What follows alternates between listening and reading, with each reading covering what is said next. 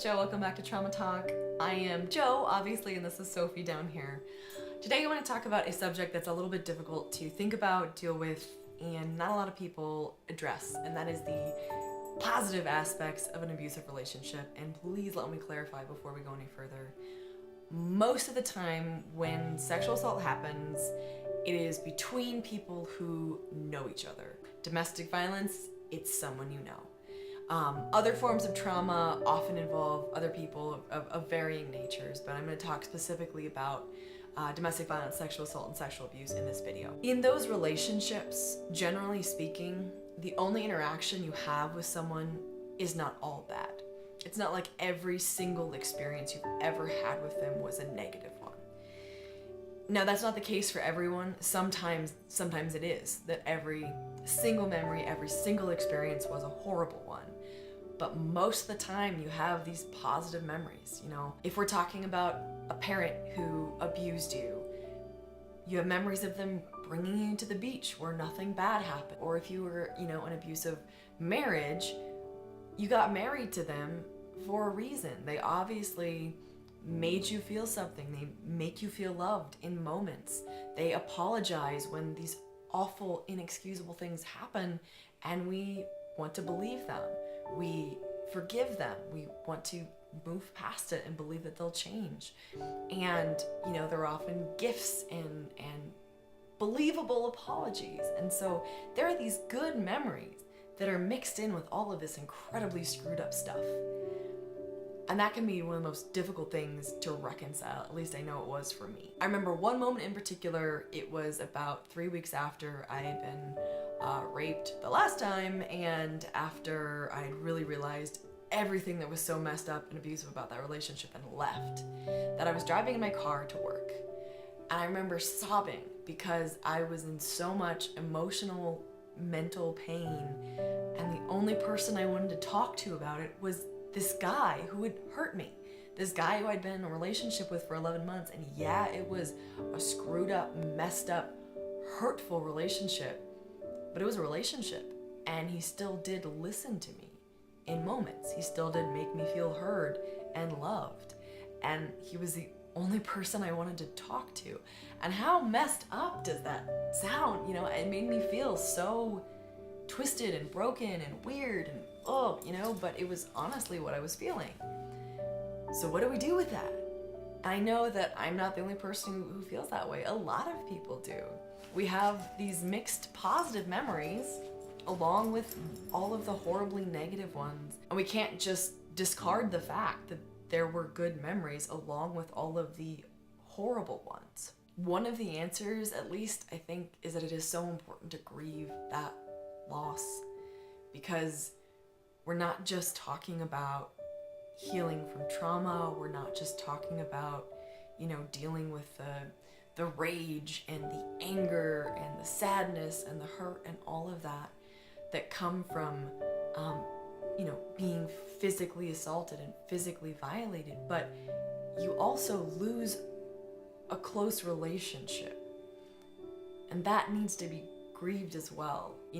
When someone breaks up with their boyfriend, even if it wasn't a bad relationship, it just didn't work out, they have a hard time. Or they get broken up with, they have a hard time. They go through, a period of missing the person, and they have to grieve the loss of that relationship.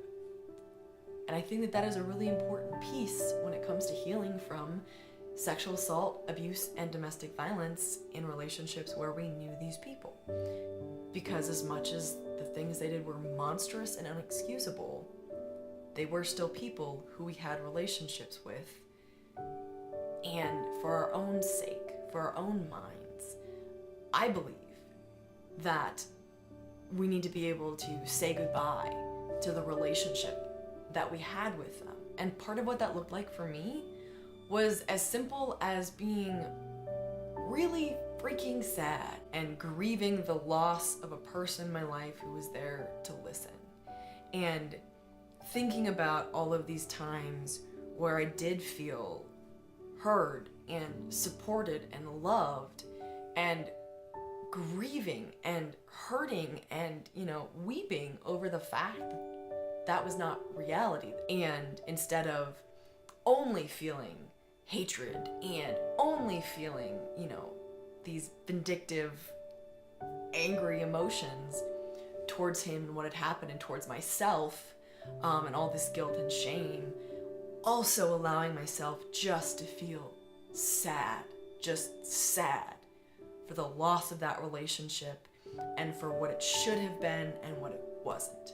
That this person should have been there, they should have been supportive, they should not have done what they did, and just grieving that and letting that grief process take its course. And I honestly think that recovering from trauma in general has so much to do with grief and with grieving what was lost and what was taken from you, and everything that was wrong and broken and messed up and should not have happened but did.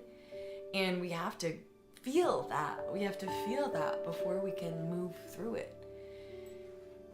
And I think part of that is also grieving the relationship. And I know that turned my stomach, because I didn't want to even think about the fact that I was ever optionally in a relationship with this person. I just wanted to burn that idea in my head, because I couldn't even think about the situation. I couldn't even think about the positive memories without feeling so sick and so angry and so ashamed and so everything. But as I continued through my healing journey, and continued through counseling, continued through all of that, it wasn't missing him. It wasn't wanting it back. It was simply grieving the loss and moving through that and then moving on. And that was very freeing. It is okay to recognize that there were good things about a horrible relationship. It is okay to recognize the fact that this person did in moments make you feel loved, or did in moments make you feel heard or taken care of, because that's what they do. That's what these kinds of people do. They're incredibly manipulative, and they know what to do to keep us around. And they know what to do to make us feel loved and heard so that we stay. And that's not your fault. So if you have positive memories, if you have good memories, please don't beat yourself up for that. Please don't be mad at yourself for those things. It's okay to grieve that loss and then move through it and move on to the next step of your healing journey. I hope that made sense and what I was trying to convey came across the right way. I just really wanted to say that it's okay to grieve the loss of a relationship, even if that relationship was horrendous. I know so many people rightly say, when you get free of an abusive relationship, like, oh, thank God, that guy should burn in hell, or whatever, that girl should burn in hell, But I think people miss the fact that there were good aspects of awful relationships, and we need to, in some ways, recognize that so that we can work through it, move on, and become more whole selves and work towards more whole relationships in the future. I would really love to hear your thoughts on this video in particular, and what it brings up for you and what you think about it, if you agree or you disagree. Please let me know. I am not an expert in this, but that has been my experience. I did need to grieve the loss of a relationship to continue moving on. So let me know what you think. I would love to hear it. I am Jo Beckwith. This is Trauma Talk. This is Sophie, my sweet little sleepy puppy, and I look forward to seeing you next time. Please find me on YouTube or Facebook or Instagram and hit subscribe so that you don't miss any upcoming videos. Thanks so much.